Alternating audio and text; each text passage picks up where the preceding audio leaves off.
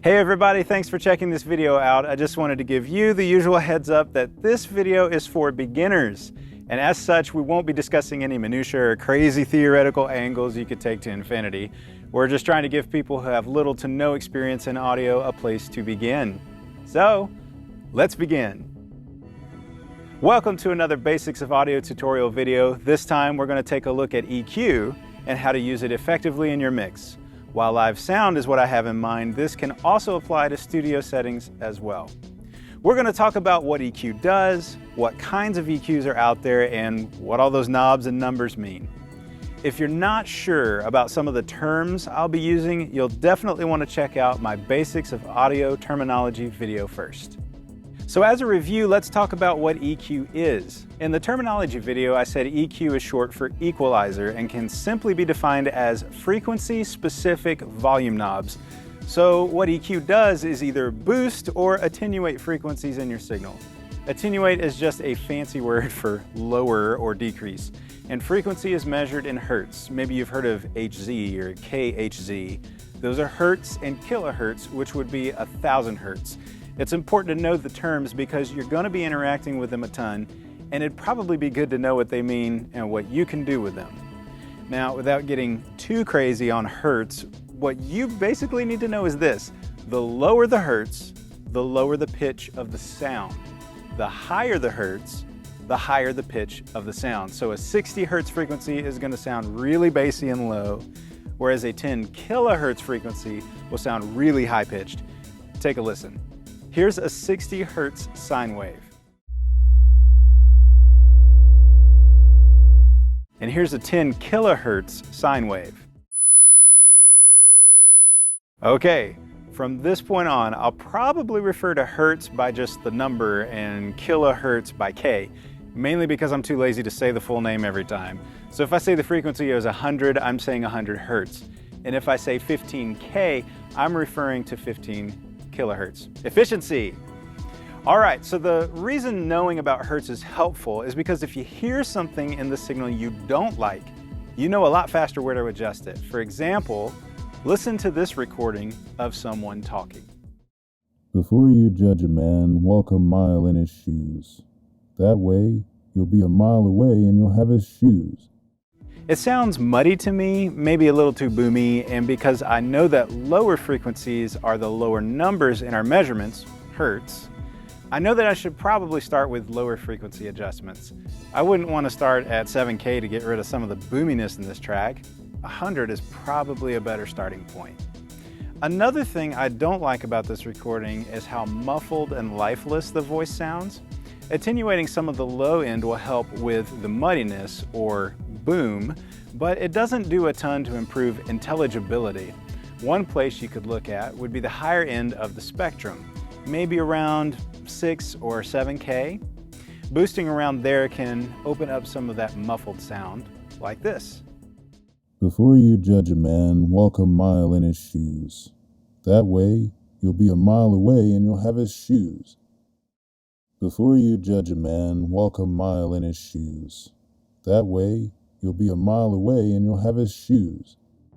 Hear the difference?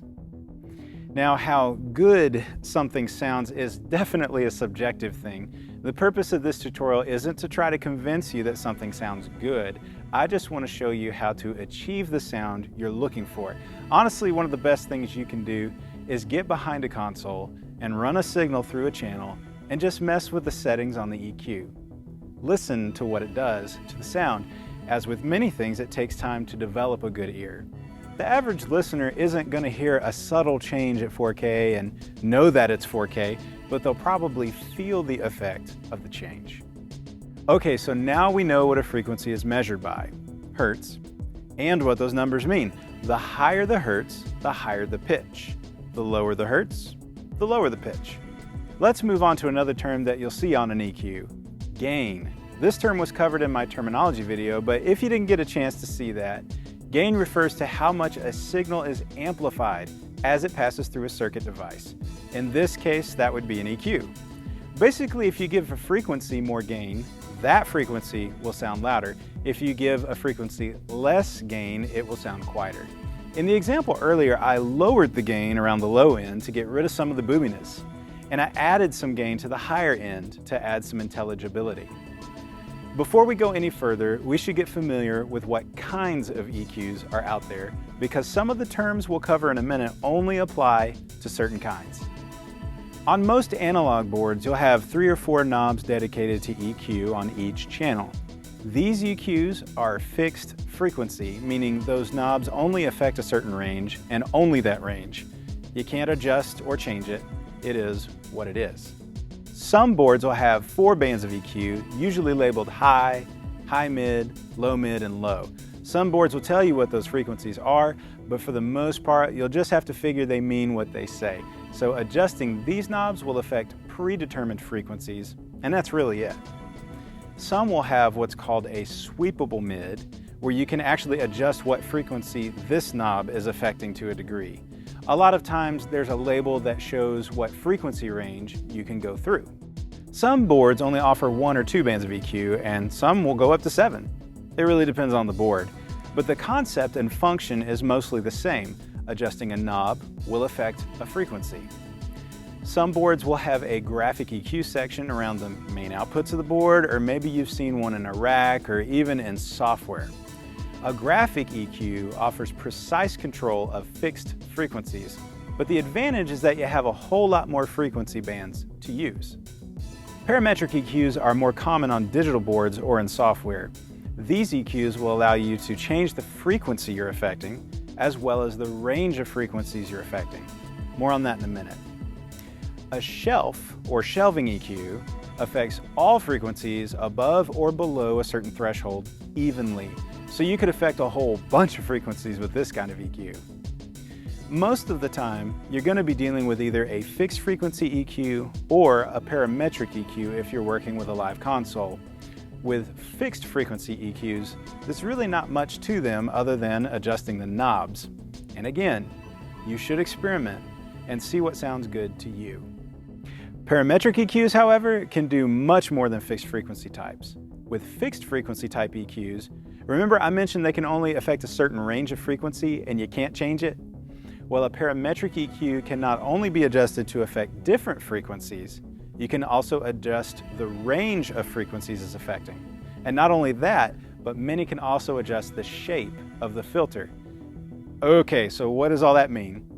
Let's take a look. I'm here on a Midas Pro 2 console, which has a built-in parametric EQ for every channel. The first thing I mentioned about parametric EQs is that they can be adjusted to affect different frequencies. I'll give a little bit of gain to this channel on this band here so you can see what I'm doing better.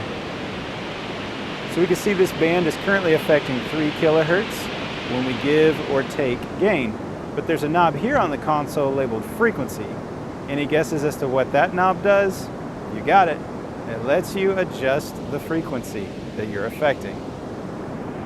So I'm going to move the frequency knob to the left now, and you can see the band moving itself to the left, affecting lower frequency. Let's listen to what that's actually doing.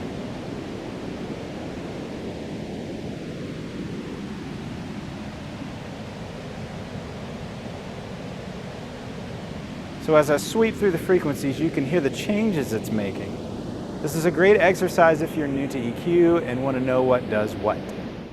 Maybe plug in an MP3 player or something like that to your console and start adjusting knobs and listen for changes in the sound. The second thing I referred to about parametric EQs is that you can adjust the range of frequencies being affected. I've found this topic to be somewhat of a mystery for a lot of folks, so hopefully you'll find this helpful. One way you might see the range of frequencies represented on a console is something called the Q, or the Q factor, or even range sometimes. I'm sure there are other terms out there too. But basically an EQ will have a number of frequencies any given band will affect, even on analog boards and graphic EQs. But typically, those kinds of EQs have a fixed range, or Q. But once again, a parametric EQ has flexibility here. Much like the frequency knob, you can use the Q or range knob to adjust the amount of frequencies you're affecting. Maybe it'll make more sense to just show you. Let's take a look. On my console, it's called width, but it could be range or Q on yours. So I'm going to adjust this so you can hear. As I turn it one way, it gets wider, meaning it's affecting more frequencies now. And as I turn the knob the other way, it gets narrower, meaning it's affecting less frequencies. You hear the differences?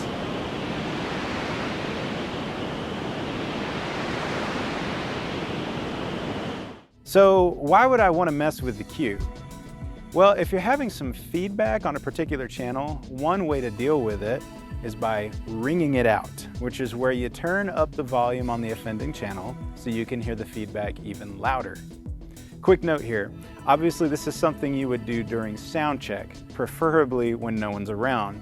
This would be a terrible thing to do during a show. So once the feedback is up pretty loud, you can use a parametric EQ with a narrow Q and significantly lowered gain and sweep the frequencies on that channel until you hear the feedback lessen or even go away. You can then adjust the Q and gain until the channel sounds as best as it can, and this will prevent feedback on that channel for the duration of your show. Here's a choir mic. These guys are usually the most feedback-prone mics in the system since they're typically condenser mics, which are much more sensitive than dynamic mics. I'm going to start with a flat EQ, meaning that I have not adjusted any frequencies yet. Now I'm going to turn up the gain on the choir mic until it starts to feed. Yep, right there. Now I'm going to pull the gain way down on this particular band of my parametric EQ and make the Q narrow. And now I'll sweep the frequencies until I hear the feedback lessen.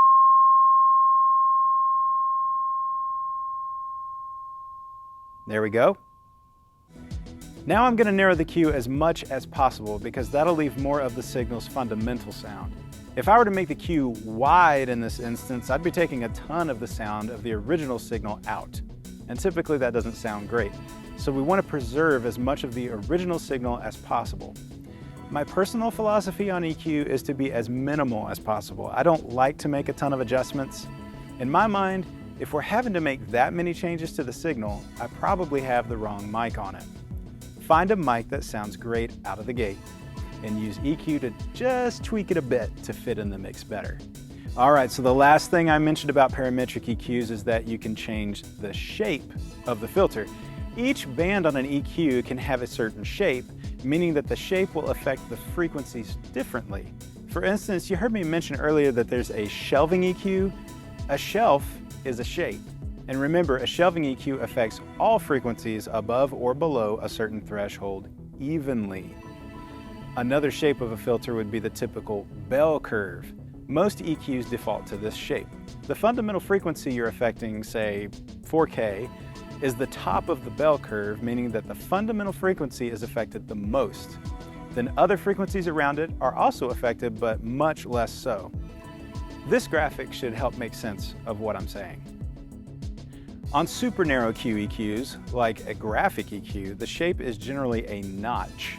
The Q is extremely narrow, so it's only affecting the fundamental frequency and little others. Quickly, we'll go through a few other shapes. First, there are high pass and low pass filters. A high pass filter will allow any frequency over the threshold you set to pass through. Think of it this way, anything higher than this frequency will pass through and be heard. A low pass filter is the opposite. Frequencies lower than your threshold frequency will pass through and be heard. Here's a quick demo of a high pass filter.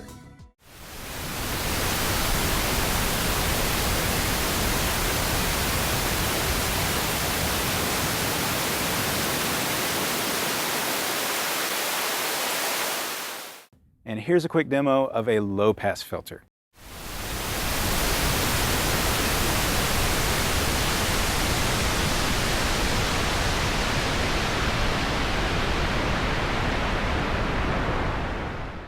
Again, it's super important that you get out there and try some of this yourself. You can't learn a ton by watching videos alone, so get some practice on your board as much as possible. Get to the point where you can identify what needs to happen and how to get it done quickly. For some folks, they can pick up things quickly and be going in a relatively short amount of time. For others, it could take longer than desired, but stick with it and keep practicing. I want to briefly reiterate my philosophy behind EQ and how it should be used. I want to acknowledge that this is my personal stance on it, and not everybody will agree with it, and that's okay. But I believe your best results will come from minimal EQ. I don't see EQ as the main point. The original signal should be. If I'm applying so much EQ to manipulate the sound into something different, I have one of two issues. Either the original signal is not good, and that is absolutely the case often, and there's not much you can do about it in a live situation, or I have the wrong mic or DI. You really shouldn't have to do much on EQ other than tweak a few frequencies here and there. If your EQ is looking crazy like this, you should probably try something other than EQ to fix it. I know there are situations where you have to just go with what you have, but if you're able, the best solution is to fix it at the input. An old saying that I think applies to live and studio is garbage in, garbage out. In other words, if your signal is junk to begin with, it'll probably still be junk even after all the processing. Here are a few pro tips to end this tutorial. On signals that don't have much energy in the lower end of the sound spectrum, try using a high-pass filter. I use these on vocals all the time. Most male vocals aren't going to go much below 100 or 80, so roll off the lower frequencies to clean up the mix. You can use the same approach on signals that won't have much high end. Use a low-pass filter to clear up the mix. On an individual channel, or even your master mix, try dipping around 400 Hz if the mix sounds muddy. That frequency range is typically where the mud is. To get a breathy or airy sound on vocals, try boosting around 8 to 10K. When adjusting an EQ on any channel, try to adjust other channels to compensate. For instance, if you boost your kick drum's EQ at about 100, find any other instruments that are in that range of about 100. Let's say the bass guitar, for example, lower the EQ on the bass guitar around 100, and this way the kick and the bass aren't fighting and creating lots of mud. Definitely check out other sources out there for frequency cheat sheets. There are tons of good ones out there. Hopefully this video was helpful, and if it was, give it a thumbs up. If there are topics I missed or some that you feel need further explanation, please let me know in the comments. Thanks for watching. I'll see you next time.